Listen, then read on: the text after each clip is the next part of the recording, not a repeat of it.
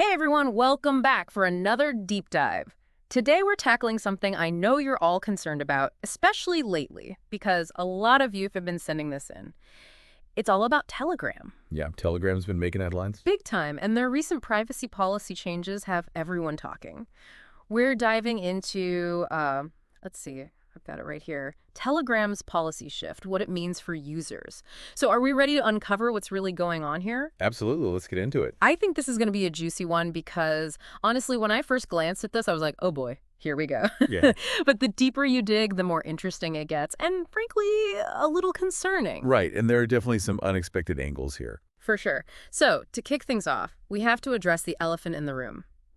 Telegram CEO Pavel Durov was recently arrested in France, and this news is actually straight out of the article we're analyzing today. Now, this isn't something you see every day. No, not at all. So is this a sign of things to come? I mean, how common is it for tech CEOs to face this kind of pressure from governments? Well, I think it reflects a growing trend. We're seeing governments around the world, not just in one place or another, but really around the world, putting more and more pressure on tech companies.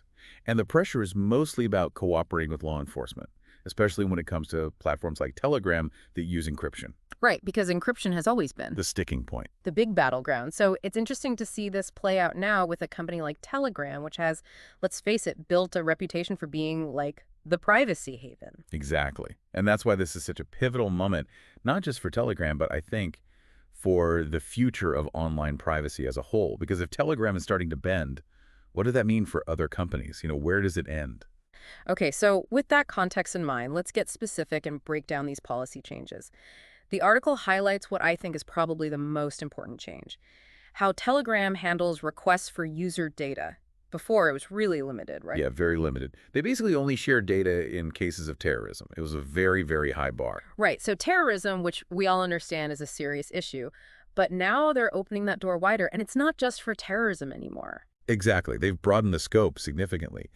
Now, authorities can request things like IP addresses and phone numbers, and not just for terrorism, but for a much wider range of criminal investigations. Like they specifically mention online fraud, hacking, Yeah. things like that. And really anything where they can get a judicial order. So if the authorities think you're up to no good in, like, an online game, or you made a joke that somebody misconstrued, then theoretically. Potentially, yeah. Yeah. If they can convince a judge it's part of a legitimate investigation, Telegram might be forced to hand over your information, and that's a big change. That is a huge change. So what does this actually mean for the average Telegram user? Like, if I'm just using it to chat with friends, share silly memes, Right. normal stuff, should I be worried? It's a good question. I mean, it's probably too early to tell how this will actually be enforced.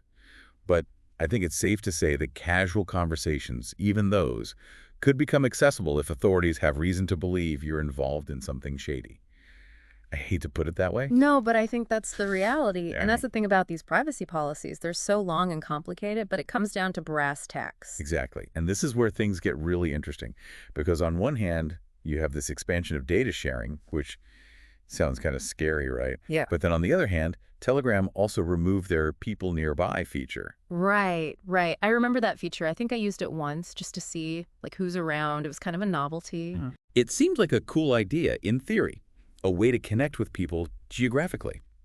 But, think about it. Someone could potentially use that feature to track someone's location without their consent. If they have your number in their contacts, they could see where you are. Ah, that's creepy. Yeah.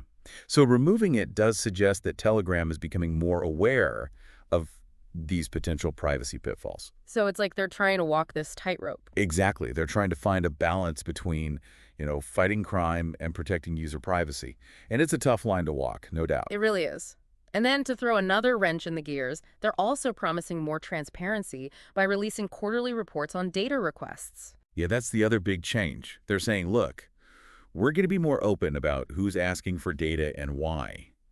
Which, on the surface, sounds like a good thing, right? Who doesn't like transparency? Right, but is it really going to change anything? I mean, transparency is great, but doesn't necessarily equal actual privacy protection. Exactly. I mean, it's a step in the right direction, don't get me wrong. At least now, researchers and watchdog groups can hold Telegram accountable. They can see if Telegram is actually following their own rules. But, and it's a big but, the devil's in the details. Like, Ah, how comprehensive will these transparency reports actually be? What criteria are they using to decide what gets disclosed and what doesn't? Those are the questions we need answers to. absolutely. So, with all that said, where does this leave Telegram users? Like, what's the final verdict? Is Telegram still a safe haven for privacy-conscious people, or is it time to jump ship? That's the million-dollar question, isn't it? Hmm. And I honestly don't think there's an easy answer. It really comes down to your individual risk tolerance. If you're someone who values privacy above all else, and you're really uncomfortable with this new direction, well, the article does mention some alternatives. Yeah, it does. It talks about Signal, Matrix, and SimpleX Chat. Those are the ones that always come up in these conversations. Right, and for good reason. They have reputations for even stronger privacy features than Telegram, even before these policy changes.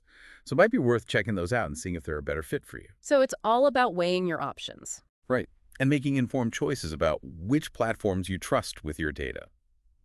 Because at the end of the day, it's your data. It is, and it's valuable. And this whole situation with Telegram, it raises a bigger question, right? I mean, is this a sign of things to come for the entire tech industry? Like, will we see more companies, even the big ones, feeling pressure to comply with these kinds of data requests from governments? It's definitely a possibility. And if that happens, will we see a ripple effect? Will they also become more transparent, or will this lead to less online privacy for everyone? It's a question worth pondering. It's something to think about the next time you open up Telegram or any messaging app for that matter.